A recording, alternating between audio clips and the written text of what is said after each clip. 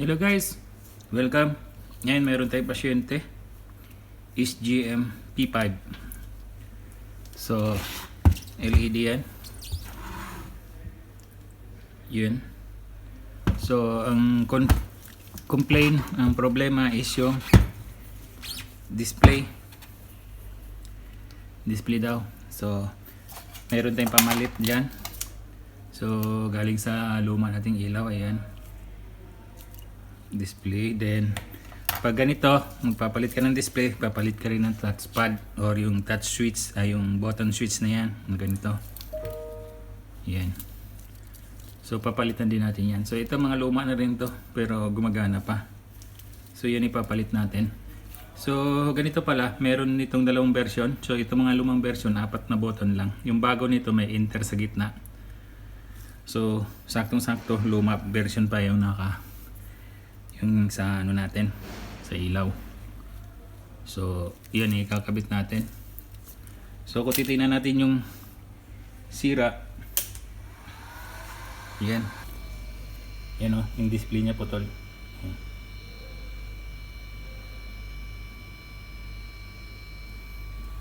So pixelated na yung display.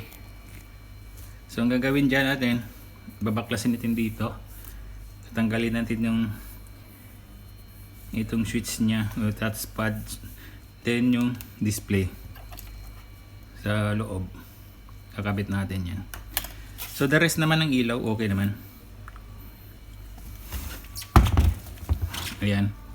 So RGB white yan, gumagana. So ayan, so nandito yung board nyan,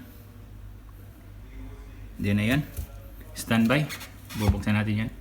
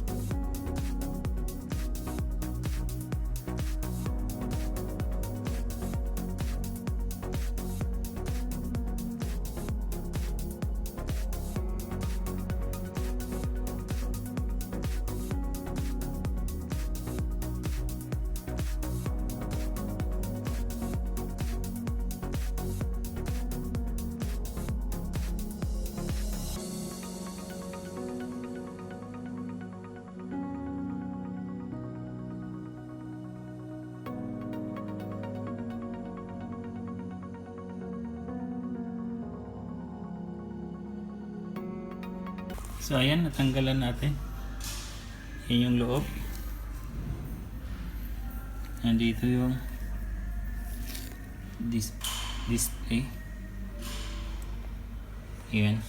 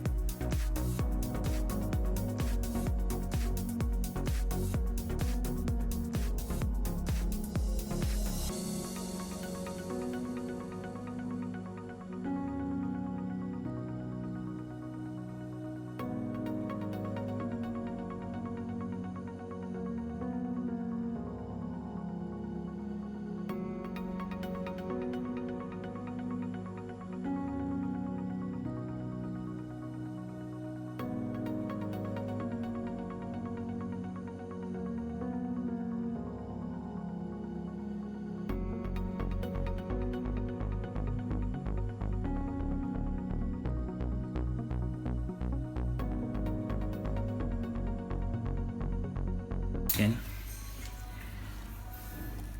So i-try natin. Power. Ayan.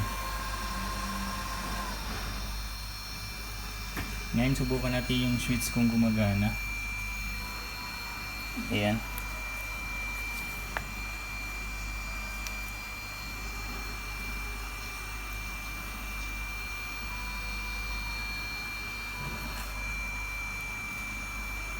So nagloko nga yung switch, oh. Naka-steady yung pindot. So palitan natin yan.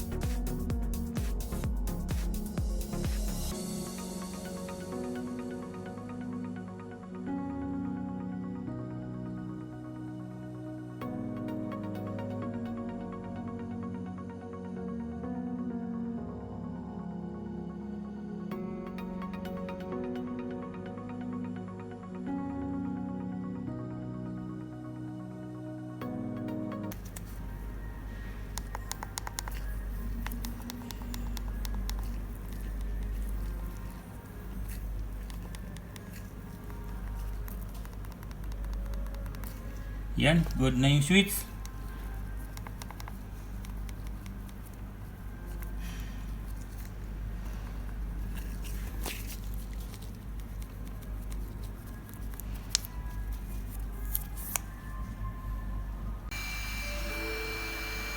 Ayan guys, nadalasan natin sa hilot tong switch. Pinindot lang natin ng konti, tinupi natin ng konti para hindi magpa-flat yung button. So ngayon okay na siya. So ibalik natin to, tapos tignan natin kung good na talaga siya.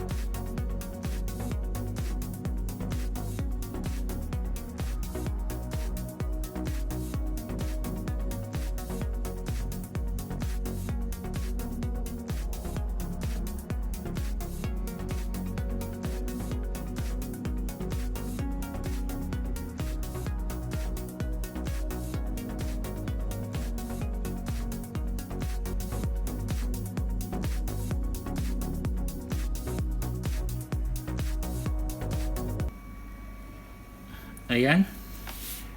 So, okay na. Yung display. Saka mga buttons niya. So iti-test natin. Enter. Yan.